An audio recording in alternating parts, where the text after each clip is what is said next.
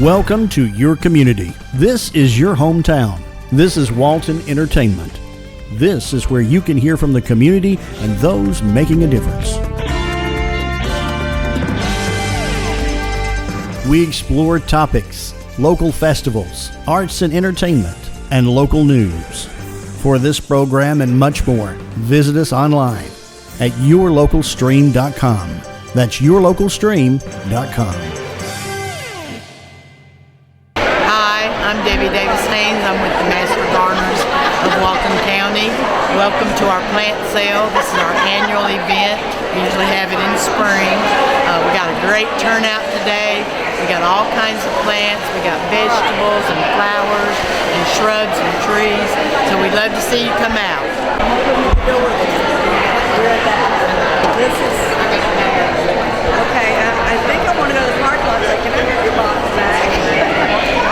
I have beautiful box. Yeah, you told me.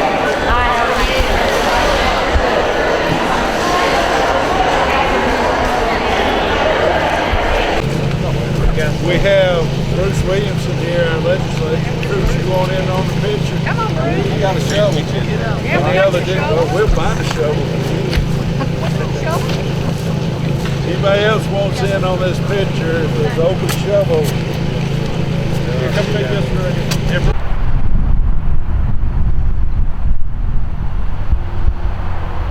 Hey y'all, we're here at the Butter Dutter here, brand new Butter Dutter out here in Monroe at the Publix Pavilion. We're at 1034 Pavilion Parkway in Monroe. Come on down and see us. We got homemade ice cream. Our most popular flavors, Vietnamese coffee Oreo. Banana pudding's very popular. We like to have a lot of variety, some flavors you're never going to find anywhere else. So come on down and see us. 1, 2, 3.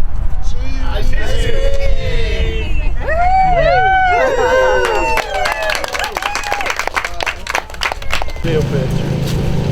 1, 2, 3. One more. 1, 2, 3. Very good. Before we shovel the dirt, we'll let a couple of them say a few things. I'm proud to be the chairman. Proud to be able to, in such a short period of time, get this project up and going, finding the money for it, and provide Good Hope back with a first-class fire station. And we're certainly appreciative of the county coming in and stepping up with at the local fire station and bringing things online to keep the citizens of Good Hope safe between the buildings, and just doubly appreciative of work that's been done here to put us back online again to a full-time fire station. I'd just like to say the biggest thing I'm happy for is the support of Chairman Thompson, the fire department, the board of commissioners. This is the state of the art, nice facility, probably one of the nicest ones we have in the community, and I just appreciate that and the community support. Thank you. And John Ward, what are you doing that day? You're supposed to be up here in the picture. I'm watching. All right, fellas, y'all want to do a little dirt? Yeah, go ahead. I'd like to thank God. We're building a new fire station here today because not too long ago we got a phone call a little after 4 o'clock in the morning where the fire station was burning down, and thank God for federal queue on one of the trucks that actually shorted. It saved Jeff Bramble's life, which was a firefighter here, so I'd like to thank God for the blessing of saving him. All right. All right. 1, 2. 1, 2, 3. Yikes. Very good.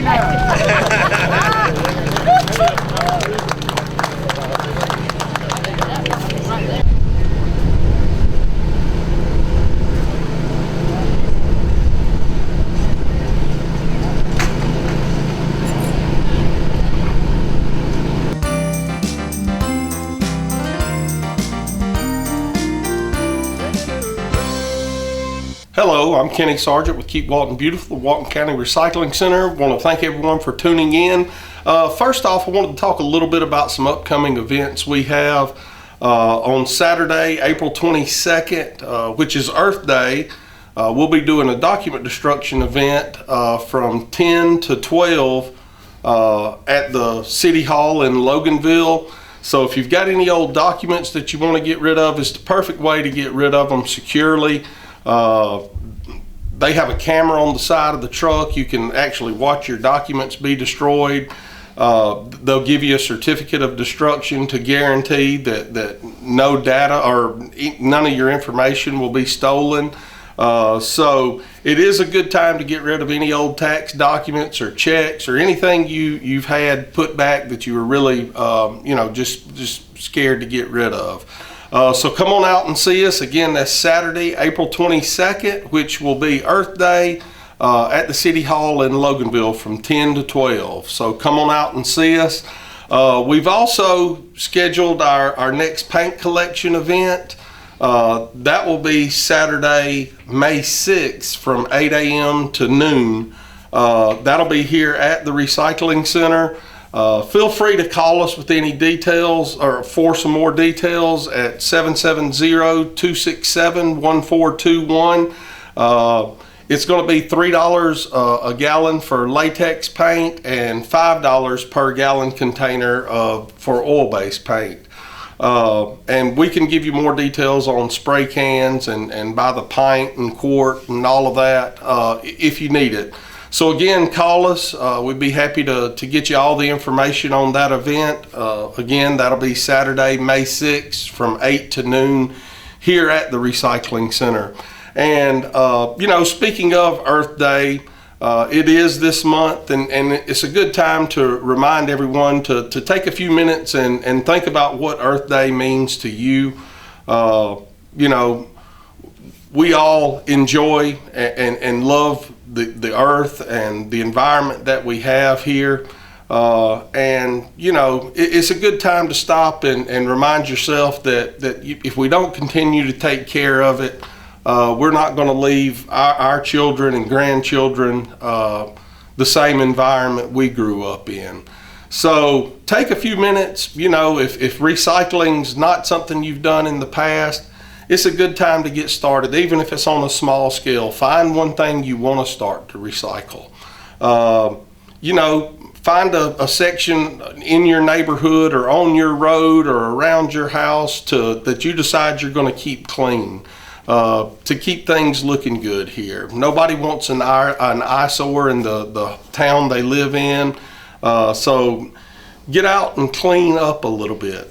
Get your kids outside and tell them how important it is to keep trash off our roadways and off the ground. But do keep it in mind. One of the other things I wanted to remind everyone, it is that time of year.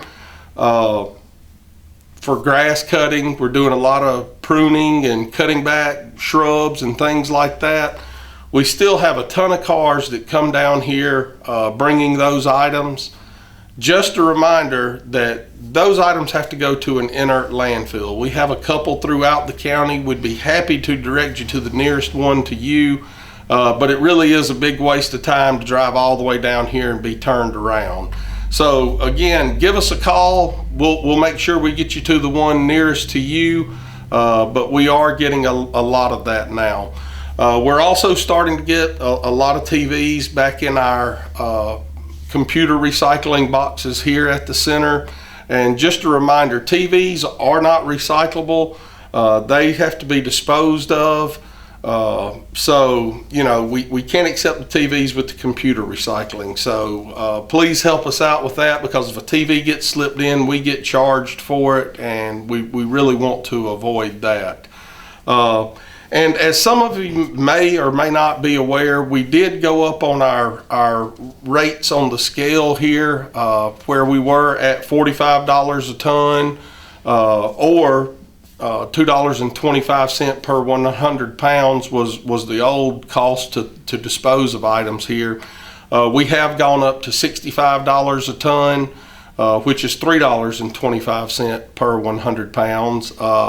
We really couldn't avoid it. The landfill where we take our stuff had gone up on our prices. We've been at the same price for my entire time here, so I know it's been the same price for at least 15 years.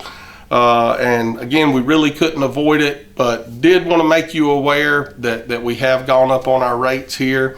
And we're staying really busy here. We had over 2,000 cars across our scales in the month of March, and we really appreciate everybody that comes out and uses us for their needs. And like I always do, I would encourage you, if you've never been out to our center, come out, let us show you around, show you what we do here. Let us help you get started recycling. Again, it's something we should all be doing. If you're already an avid recycler, come in and talk to us about other things that can be recycled that may be a little harder to recycle with any of your private haulers. We have some different options here, but come out and see us. Give us a call at 770-267-1421 with any questions, and I hope everyone has a happy Earth Day.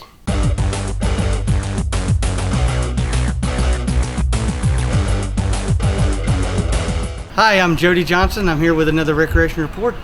This is Happy Masters Week, which to me not only signifies everybody's out playing golf and getting outside, it signifies the spring and the warm weathers to come. I hope everyone had a great spring break. Most of the schools, I know Walton County and Social Circle, were both out on spring break this past week. And here at the Recreation Department, we didn't have any activity as far as afternoon games per se, but we took this opportunity to go into our parks, identify, which we had ample opportunity to identify a lot of our wet spots.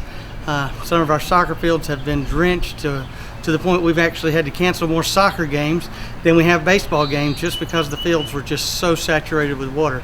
But we were able to identify some of the baseball fields that were holding water, take some of the lips off of the fields and make it where the water will drain off better. So we've taken the opportunity to do that. We've cleaned up some bathrooms that needed some repair. So we've stayed busy. All of our guys stayed and worked extra hard and long to make sure our parks look good and safe. And again, it's very difficult to fight Mother Nature. So we do still have some worn spots in areas where people practice through the wet weather. And hopefully with these warm temperatures coming in, the grass will turn back green and start growing again. And some of our fields that don't look quite like we like them to look here in Walton County will start looking better again, and maybe they'll dry up even where we can all get out and enjoy the great spring air that we are fixing to experience, hopefully. Maybe the pollen is going to die back as well, so we can get out. See a lot of people out at our walking trails outside, where we have the walking trails out at Meridian Park in Loganville, and we're in construction. There's one down in Social Circle as well, so we look forward to getting that started. Speaking of new construction, our Walnut Grove Park, I know a lot of people countywide, even though it's located in the Walnut Grove area at the old Corn Dog site, it's going to have a lot of amenities that Walton County doesn't currently have, like a skate park, like the teen center where we'll have outdoor volleyball, outdoor basketball. Hope to get a 5-acre amphitheater where we can hold concerts and band stuff out there. Hopefully there'll be a lot of huge activities that'll go on out there throughout the year. It'll take about 2 years from now to construct. I know the Board of Commissioners have been working hard to secure the funds. The bids are out, and hopefully all of those things I mentioned will be able to be funded with the money that we're getting. All depends on the bids that come in, and hopefully we've got a couple companies that will come in and keep each other honest and give us a good price. So we look forward to getting back to our activity here in the second week of April, and we'll have a lot more to report then. So thank you very much. Thank you. I also wanted to mention a couple other things that we've got going on. We'll have our fall and summer registration, which is our volleyball and our football registration and our our summer basketball program registration coming up really soon. So look for that. Then we'll also, right at the end of school, we'll have our registrations for all of our fall activities, which is our fall baseball, softball, football. We'll continue registering for that as well, and cheerleading, our cross country, and our soccer. All of that will be coming up between now and the end of school, so make sure you look for a flyer in your kids' notebooks. Another thing that's a highlight here in Walton County is when the Splash Park will open, and it's going to open real soon. We open the kind of the first week in May, right after Memorial Day, and So we'll look forward to the splash park. We've added a new amenity to that as well, where we're changing some of our hours. Our after hours rental got so popular that we added a second slot on Saturdays for everyone. We were booked to capacity last year with all of our birthday parties and family events they wanted to have at the splash park, so we added a secondary slot in for that. So if you missed out last year because it's overly crowded, you might want to call now and go ahead and start reserving your birthday slot for the summer. The splash park's huge. We averaged about 15,000 people out there last year. We're going to add a couple more places for people to sit and lounge and sunbathe and do all the things you like to do out at a ordinary pool. Obviously this is a splash park where the water is just flowing everywhere. It's nice and cool. We also have the adjacent pickleball courts, which are extremely popular as well there at the Ayers Park in between. It's directly across from the DMV and the fire department.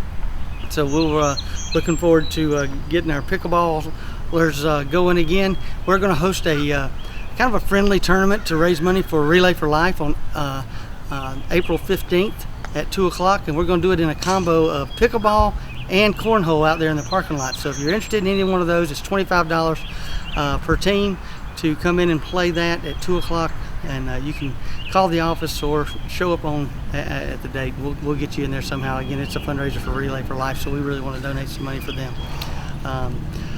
We also have a few other things going on at the Recreation Department, and I will make sure I pinpoint those on our next show. So look forward to seeing you then. Thanks a lot.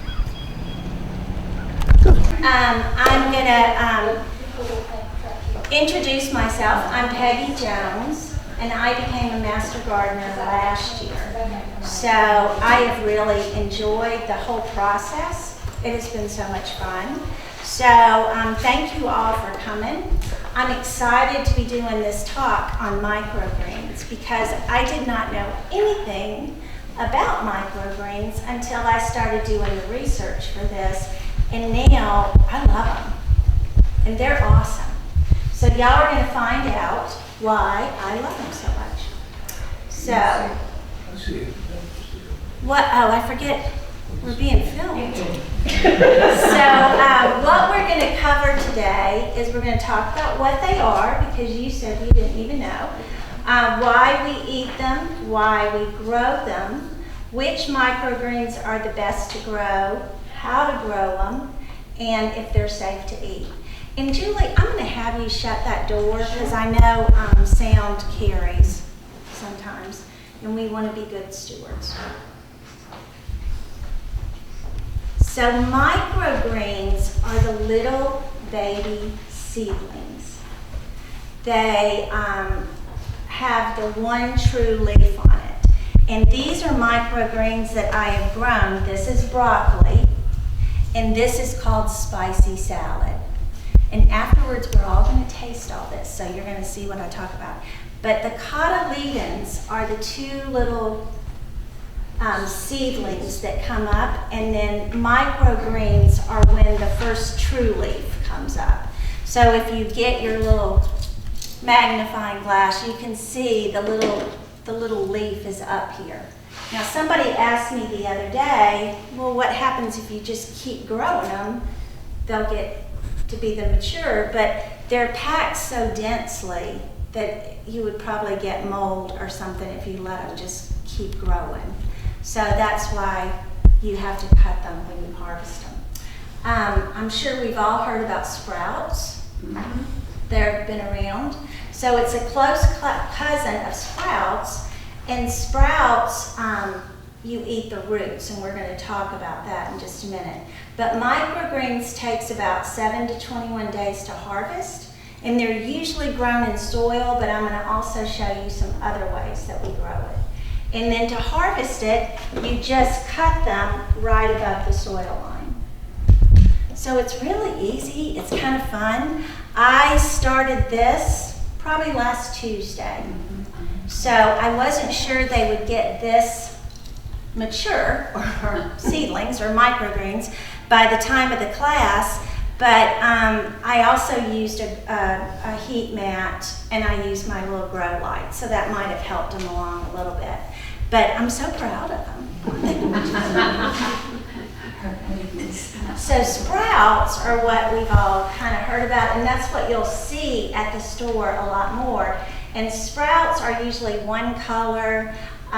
They're usually bean sprouts or mung sprouts, lentil sprouts, alfalfa sprouts. We've all saw, especially in the 70s, I can remember eating sprouts in the 70s. But with sprouts, you consume the whole thing, the root and everything. So with that said, there's a little bit more of a thing with sprouts about getting, contamination because it's coming out of the soil and you're eating the soil. So that's why microgreens are so easy and so much safer to eat. And then baby greens are 4 to 6 inches in height and they take about 21 to 40 days. And then mature greens, we all know what those are. So why eat them? They're nutritious. They're got a great little texture to them. They have great colors. I got these from Sprouts on Sunday. You can see the colors in the rainbow mix. They come in all sorts of colors and everything, but the most important reason is you get 40 times the nutrients in the little microgreens than you get with everything else. And the nutrients are so good for your eyes. They're good for fighting cancer.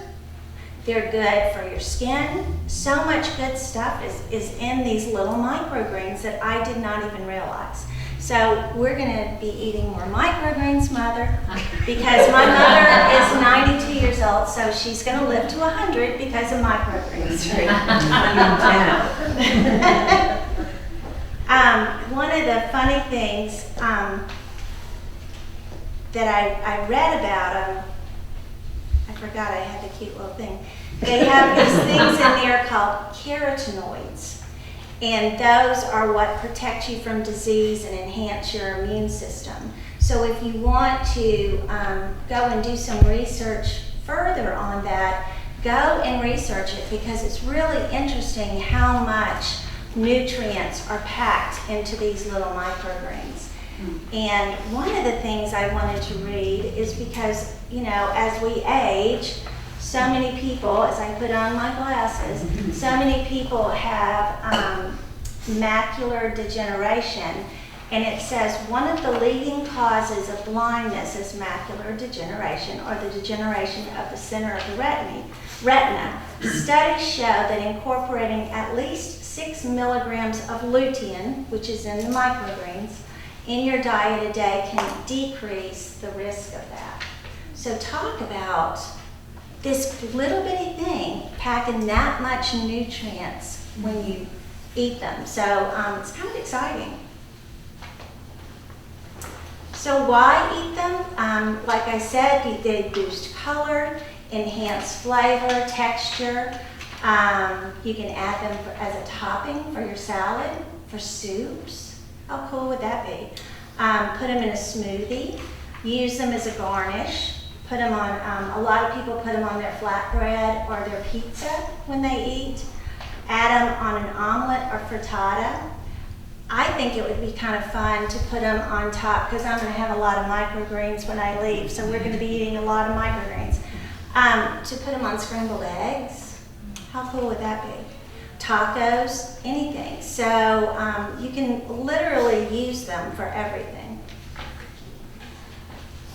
So why grow them? They're fun. They're easy to grow. If you have grandchildren or small children, how easy would they see this in a matter of a week and then be able to eat them? So it's kind of fun that you can have something so quickly and be able to eat and use. So these are fast and easy to grow, although the girl that kind of is our microgreen expert, she actually sold them at the farmer's market a couple of years ago. She said they're all pretty easy to grow. So in your handouts at the very end, I think I have fast growing ones or slow growing ones. You know, the fun thing to do is just try different ones and see what works for you. I've heard that corn, if you do corn, it tastes just like corn. So it would be kind of fun to see if that works. Now, I'm sure with the larger seeds, and maybe some that are harder to grow if they have the larger seeds, you might have to soak those seeds, you know, for like 8 to 10 hours. And I think in the handout, I even have what seeds you need to soak. Like, I know sunflowers or the peas, because those are the biggest seeds. I would think corn too. The only one I've really heard that may not do so well are the lettuces, because they might be a little bit too delicate to be a microgreen. But you can literally try everything. So I had a girl yesterday in Social Circle that had just moved from Hartwell, and she was saying that she's been growing them for the past 6 months. And she's trying just a little bit of everything and having a lot of fun, you know, growing microgreens and eating them. She was also saying that she's growing shiitake mushrooms, so she's like way above me in her skill level, but she loves them. So, and I thought it was funny that they're kind of like the new trendy thing, so you can be eating microgreens. They say these are a little bit more challenging, but like I said, I think it's because the seed might be a little bit bigger, and you might have to soak them before they germinate. But look at the pretty garnet amaranth. How pretty that is. Wouldn't that be pretty on a salad or something? So you can use any type of soil when you grow your microgreens. I just used just a regular soil, the Pro Mix from Growers Outlet, you know, that you can buy, or you can use anything from Home Depot or whatever. Just make sure it's sterile. There's not anything else in it. You can add vermiculite. I didn't, and I did not fertilize anything. So, from what I've read in my research, I see that growing them in soil produces the best microgreens with the highest yield. But you're fixing to use a different kind of thing, and we'll talk about that too. And I'd be curious to see what happens when you grow and what you're growing in. But you can really grow in anything. You know, I love the little teacup. How cute is that? Now, somebody asked me, maybe at Loganville or Social Circle, do they need the drainage hole? But I would think in something that little, for the length of time, you really don't need it, because you don't put that much water on them. I just think that would be cute, and snip them off in your little cute little teacup. You can also use repurposed shallow food containers. The lid can become the saucer. So that's kind of a fun thing. And this is what I was just talking about, the grow mats. These are the hemp mats that people can use to grow. You would just wet them and put your seeds on top and let them grow. And the beauty of this is that you would, when you harvest them, you wouldn't have the soil, which, as we all know, soil can be dirty and have, you know, organisms in them, so it would be a little bit cleaner. So I think a lot of commercial people use this. Before this class, I was going to try this, and I kind of ran out of time, and then I was a little nervous. I thought, well, I don't want to be a failure in front of y'all guys. So, but you know, you can try. You can try doing this. I think these things are a little bit more expensive, and these are, you're going to be using the cocoa mats. Now, how expensive was this? That whole thing was about $3. Oh, they make it sound in the research that it was very expensive. Well, it came off a huge roll, so he just cut me a little strip. Okay. Now, when you do this, you'll put it in a tray, put water in it. Put it in a tray, water, sprinkle the seeds, and forget about it. See, that's kind of cool. And it's sterile. Where did you find this? I was just at a feed store in Dublin. Oh, Just okay, walking around. okay. Oh, that's awesome. They made it sound like this was like real expensive, so It's it'd just be it's kinda the waste cool. from harvesting coconuts. Yeah, So, it gets all over stuff. And you can show them that little bag of seed. That's just broccoli seed. Is it in there? Well, it's covered up by all the coconut. No, I'm just kidding. Here's the seeds that she's gonna use. And that was just like $3 And where did you get this? online. Oh, online, okay, because I'll show you the seeds I'm using. So I'd be curious, let us know how it turns out, Sure. because I think that would be kind of fun Yeah. to see. Well, it costs like $5 just to buy a little thing of broccoli sprouts at the store. So Right. I figured that's, Well, like I got these at Sprouts, it was $5.99 for Yeah. each one. yeah. And when you see them at the farmer's market, it's like $10 for a little thing like that, and they just snip it.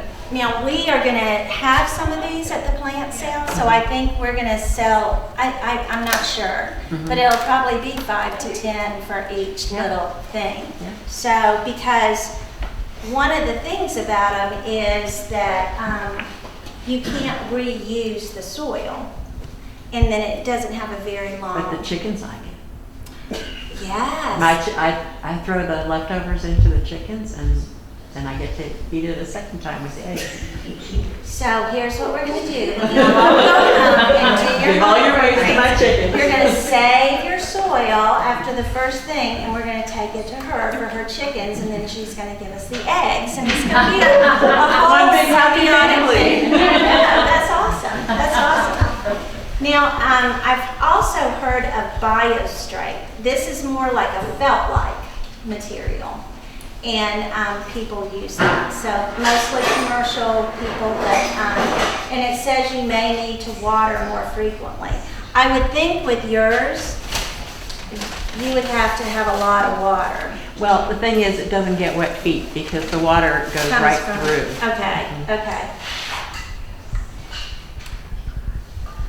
Which is better, soil or grow mats? I think it just depends on what you want to do and what you have in mind. I've just heard soil produces the biggest yield, but we're going to find out when she does hers and see. The soil cannot be reused though. So people, think they can just grow it and then put the seeds on again and grow it again. You have to keep making it a sterile container or you'll get the mold and stuff. And it may be difficult to harvest because think about it, you're going to be clipping right here and you don't want to get the soil where she's just going to be going right above that cocoa mat line. Like a chia pet. Yeah, yeah. I did read in my research that some people use a electric knife. Yeah. And I'm sure that commercial growers do that because it would make it a lot easier. And the soil is easy to find locally, but you said that you were able to find it, so that's cool. Yeah. Now, yours cannot be reused. No, but Okay. the chickens, I put it in the nesting box. Okay. Because some of them said that there are some of these that can be reused, but I would just be very careful with it because you want it all to be clean and hygienic. These are what the commercial people use, and you can see the grow lights, and they do the, they probably use this stuff or the BioStripe.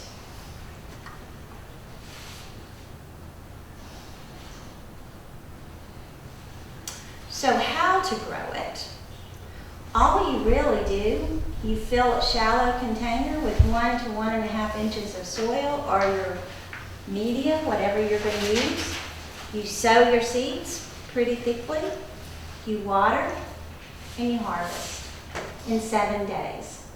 And then you enjoy on all your different things, and your eyes are getting better, and you're fighting cancer and doing all this good stuff. So, yes, Miss Julie? When you say water from the bottom, I'm going to talk about that. That's a good question because you're right. So when you're planting, you would plant in sterile trays. like this with a little thing. This is what I used, and they were sterile.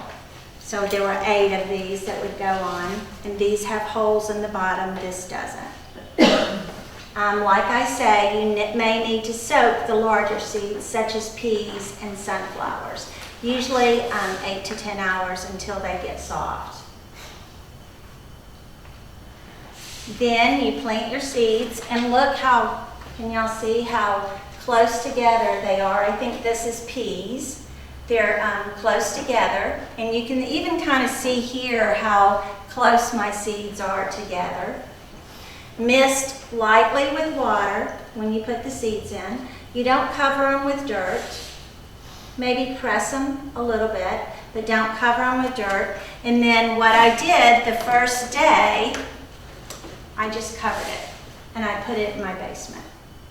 Now my basement's a little bit chilly, so I did put my little heat mat underneath it just so it would stay warm.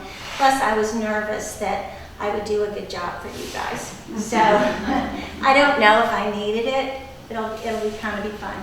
And then you go and you peek and you see if they're germinating. And the first day it wasn't. The second day it was. So I then took off my cover.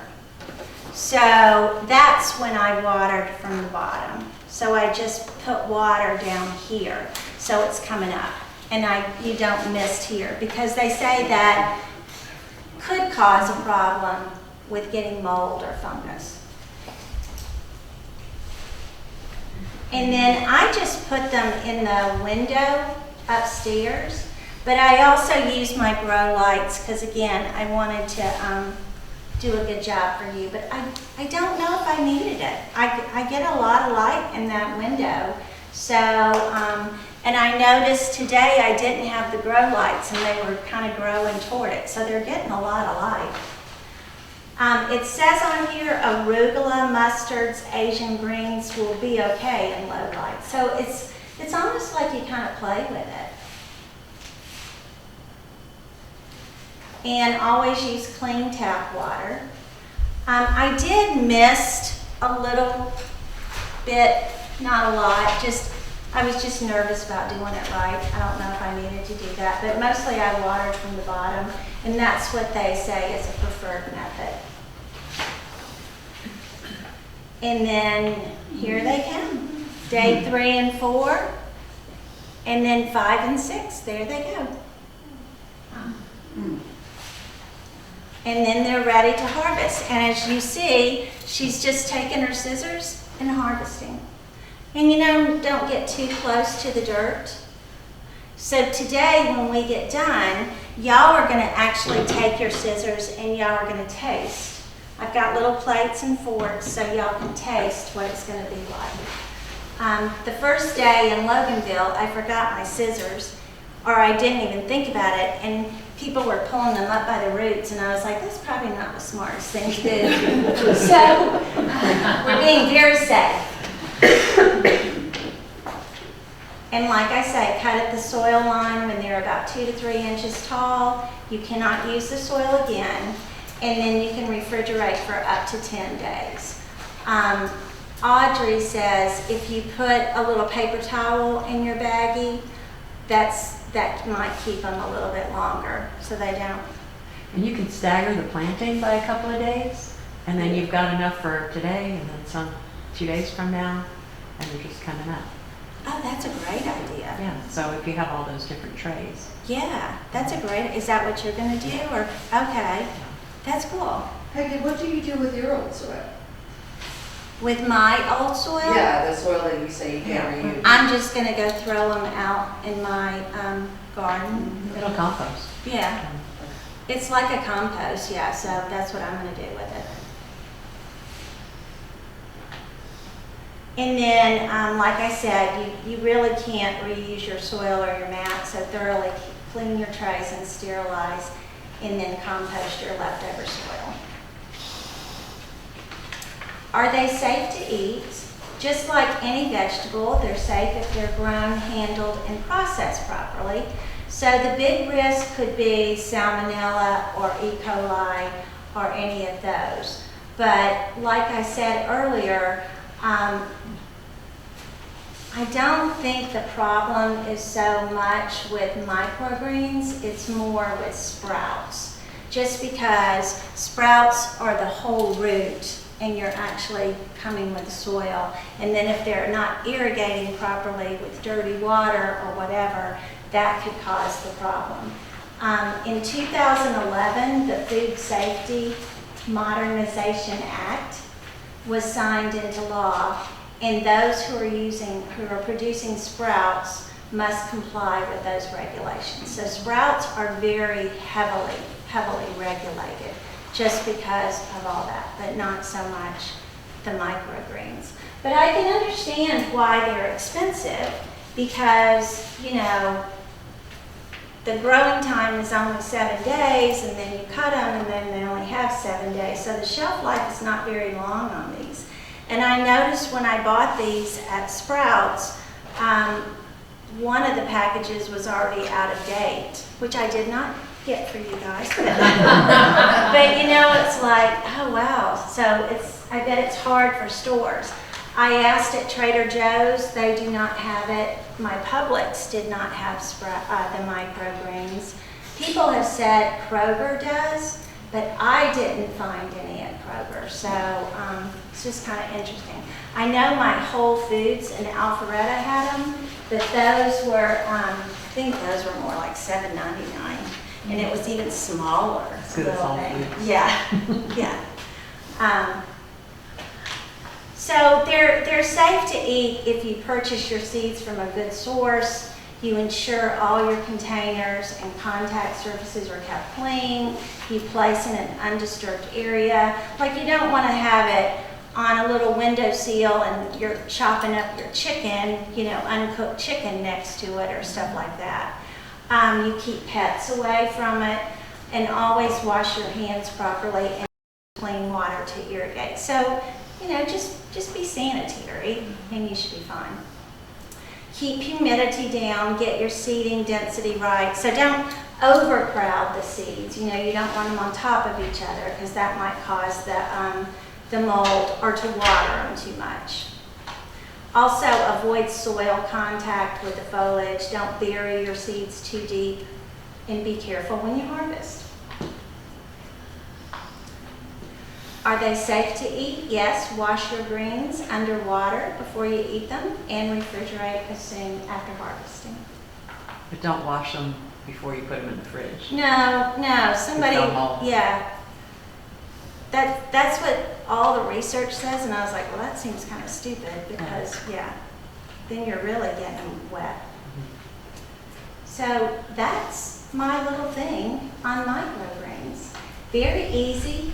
Aren't y'all excited? I can see in all of y'all's faces, y'all just can't wait to get out there and grow them. But when y'all taste all these, you're going to be pretty fired up.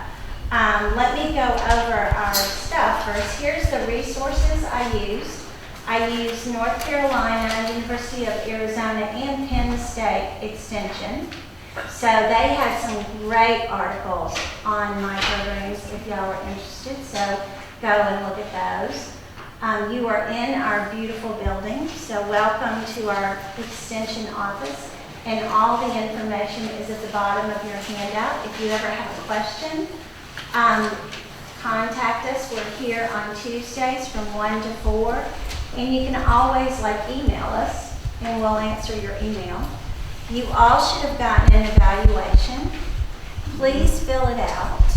If you know this was a boring class, that's okay. It doesn't hurt my feelings. But the main thing that we're really interested is, what are some things that y'all would like for us to talk about in the future? What are some talks that you think would be fun? We write an article for the Walton Tribune, and today I got an email saying that, hey, we would love for you to do something on raising chickens. Well, we have someone here that has chickens. I might even ask you. And so I'm going to have her write an article for the Tribune, because a lot of people are interested in raising chickens with the price of food and eggs and everything, you know, lately. Another thing they asked about was obviously organic and pest management. but they also said a survival garden, which I had never heard of. So I'm going to research and see what's a survival garden. You know, like a an retreat apocalypse. garden, Yeah, it's like a retreat garden. Oh, okay. It's basically using what you have, your stuff, scraps that you compost and things like that, to feed the chickens, which in turn feed you, and then you give the eggshells back to the chickens, that kind of thing, like the whole that's cool. circle of life. That's so cool, because that's kind of what we're all trying to get to. And then I hope you enjoyed these talks. We do them at Loganville, we do them at Social Circle, and we do them at Monroe. And next week we'll do them on spring edible gardening. And the presenter, Susan, will actually be doing it next week. And I hear it's going to be great. For the senior center people, Elaine does the time for herbs. So if you know Elaine Burris, she'll be here doing that talk. And then Outsmarting Garden Pest. And then projects that we do are the McDaniel Titchener House, the Monroe Senior Center Garden, and Lee in the back is one of our helpers there that helps one of our master gardeners, Ron, do the Senior Center Garden. And then we have a garden in Social Circle that if you haven't visited, it's fabulous. It's at Friendship Park, right across from the Ace Hardware. And it shows all the things that we have growing there, and it's just such a great place to go and enjoy, so that's fun. And then we do the Walton Wellness Field Garden that's right beside the jail, which is across from the Senior Center.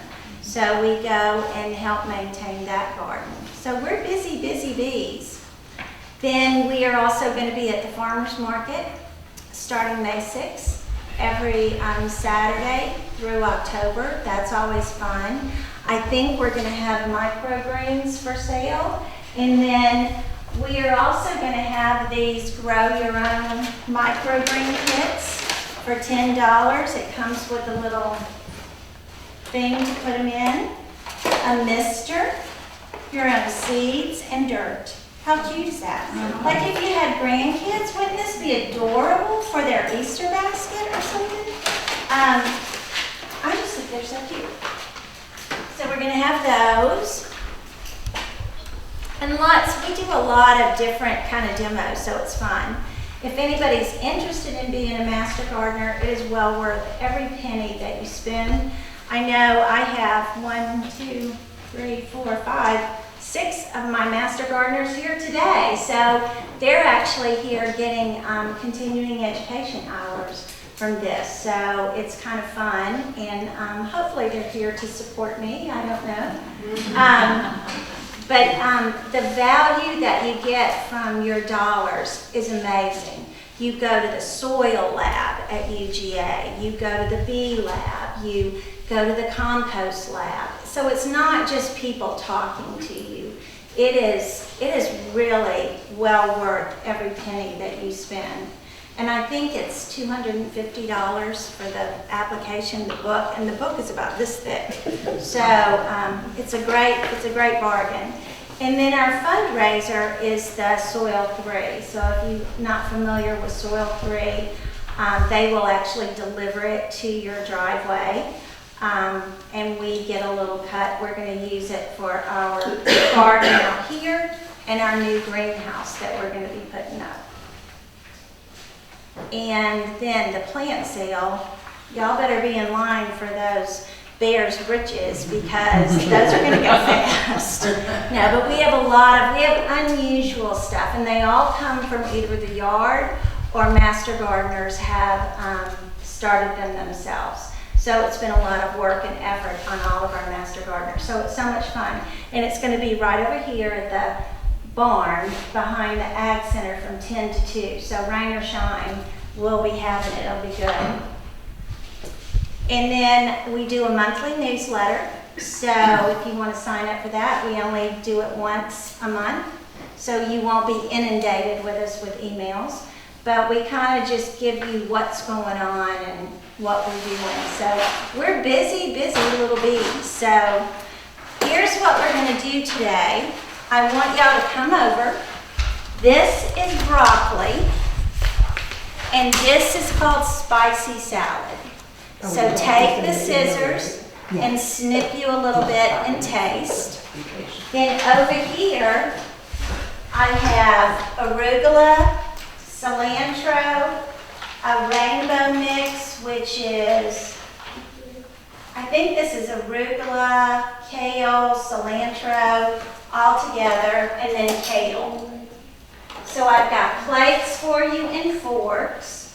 Here are the seeds that we used. She got them from Mountain Valley Seed Company. And then the seeds that we have in here came from Nature Gems Sprouts. So we're going to have the salad mix. That's in our little do-it-yourself kit. So I want y'all to come look at everything, take a recipe card, take one of our bookmarks, take some seeds home with you.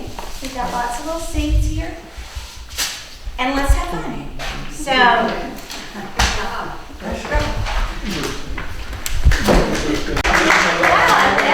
never had clapping before. Here at Don Carter State Park, there are a lot of camping facilities. I think there's 43. They're all paved, as you can see, and the only thing is they're a little bit close compared to some other camping areas, but it is a very nice place. They have got full facilities. They've got electricity, water, and gray water discharge. There are several areas in this campground that have restrooms and showers. In the men's there's 2 showers, and the women's 2 showers, and they have a family that has a shower in it. So there's a lot of convenience here to the campground, and you'll see that it's pretty full today. There are a lot of trails around here to walk around the Chattahoochee. And you can see the labeled real well which way to go.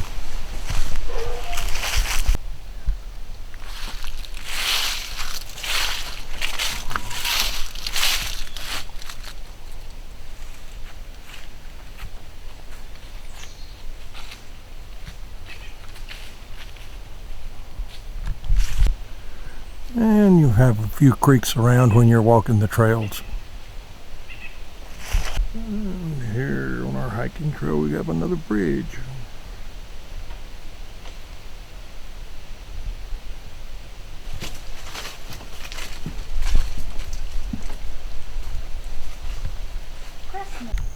And here's a day use area that is really nice. Everything is well maintained and is very clean.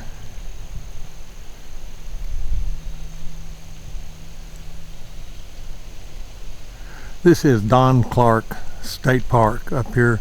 As I was saying, this is north of Gainesville. I would say about 10 miles north of Gainesville. Here at the Don Carter campground here just north of Gainesville.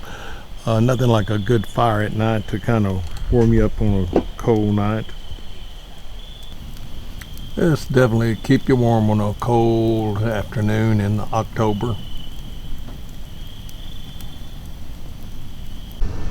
The Don Carter campground has some of the neatest things for the children to do, like this slide is, I'll show you right here, looks like a hollowed out log. That is so cute. And then over here are these things they can climb that look like trees. And then here's a seesaw that looks like a bug.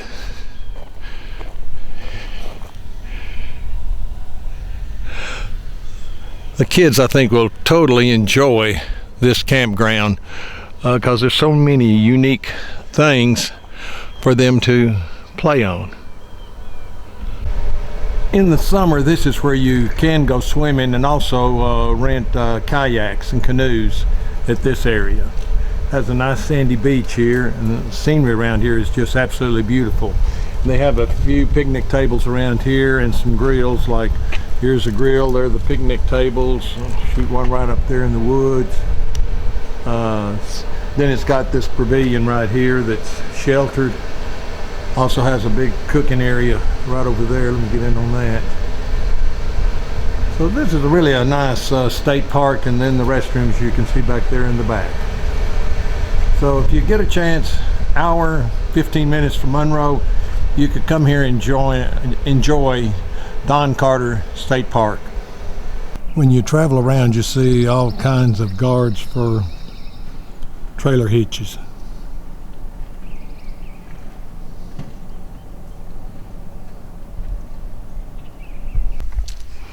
We're at the A.H. Stevens State Park, not far out of Washington, Georgia, and not too far off of Interstate 20. And it's a very nice campground.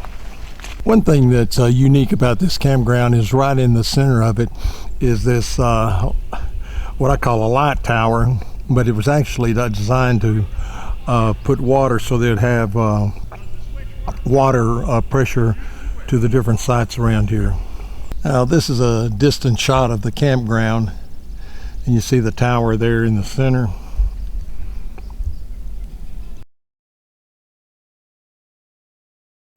As you can hear, this is really a quiet campground. This is my second time here, and it is a very quiet campground.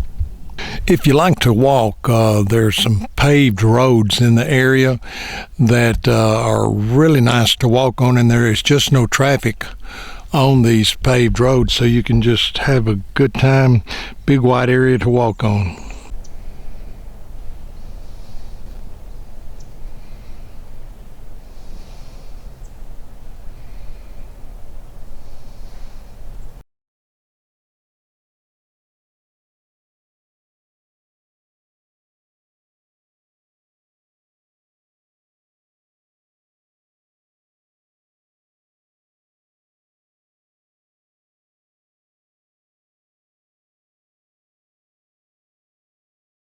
Hey everybody, it's Isaac over at Reboot, giving you the Reboot Tech Tip. I wanted to talk a little bit today about video conferencing. I know that thing has gotten so big, because of the whole virus thing. I know people have seen things about Zoom, and how people are hacking Zoom and all that stuff. And for y'all that don't know, Zoom is it's basically a video conferencing software where, you can have up to I don't know what it is, 5,000 people on one video conference call, something crazy like that. But anyway, so a lot of people are using that to meet, a lot of organizations, so everybody can stay home and meet and stuff like that. So just give you a little info about that. Yes, Zoom was kind of hackable in the beginning, and people were a little scared about it, but as far as I know, they have fixed those issues, and so it's pretty safe now.